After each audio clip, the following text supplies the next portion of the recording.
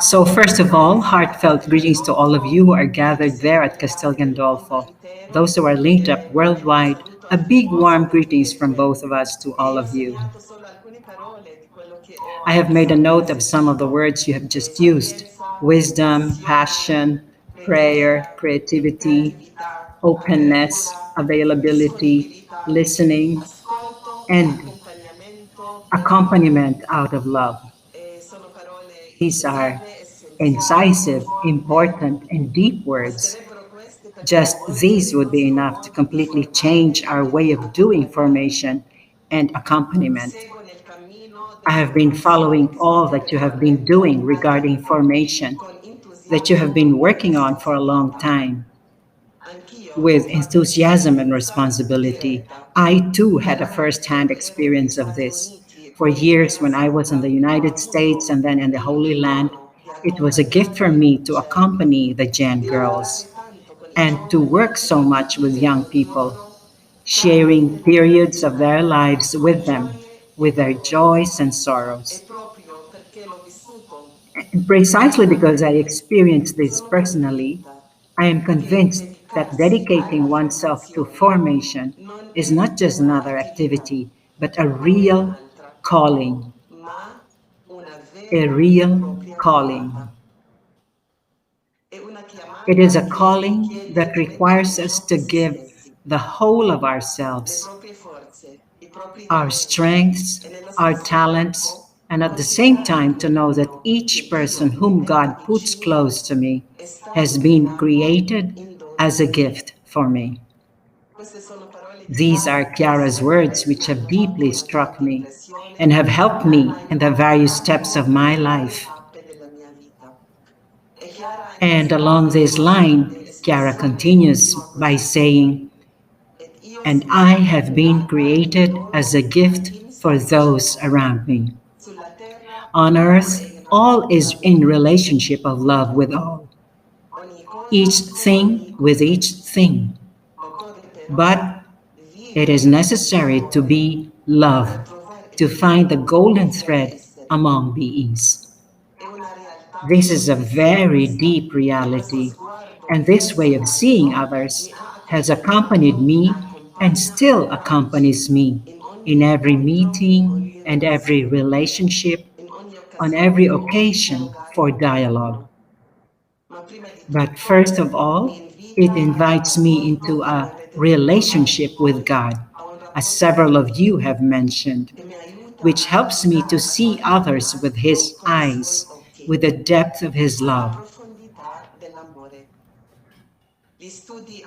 Anthropological studies tell us that because of their physical, psychological, and spiritual characteristics and development, young people are naturally open, free from structures and experiences influencing them from the past, and therefore are pure and willing to seek values, to seek genuine experiences. In us adults, and especially in those who accompany them or have the task of forming them, they seek authenticity, attention, and consistency of life. I must be what I say, be consistent in my life. I would say that accompanying and forming are two aspects of one single reality, that is journeying together. Being alongside young people is, and I say this also from experience, first of all, a great school of reciprocity, which has its foundation on the gift of self through love, which opens our arms and our hearts to others, in a relational dynamics that encourages them to grow personally and in relationship with others. If we devote time and attention to people, whoever they are, we will notice their thirst for love, understanding, thirst for truth, and the witness of everyday life. When the attention someone is given is true and unconditional, he or she feels that they are a unique person, loved with a love that is a reflection of God. As a consequence, he or she will be able to recognize and unmask the many offers of happiness of the use and throw away mentality that deceive, that do not give true happiness to the soul, and therefore do not help people to grow. What is needed, therefore, is faith in the power of the gospel, courage to live it, and journey on together with the strength of unity. If we are to generate in ourselves a reverse tendency in the face of all the easy but empty options and move from a lifestyle based on violence to one of acceptance and reconciliation. All of this, of course, cannot be improvised. We need to be familiar with Jesus, as Pope Francis explains well. In fact, Jesus first called his disciples to himself, then prepared them and sent them out to proclaim the good news of the kingdom they had experienced. Giving the fruit of one's life is always invaluable.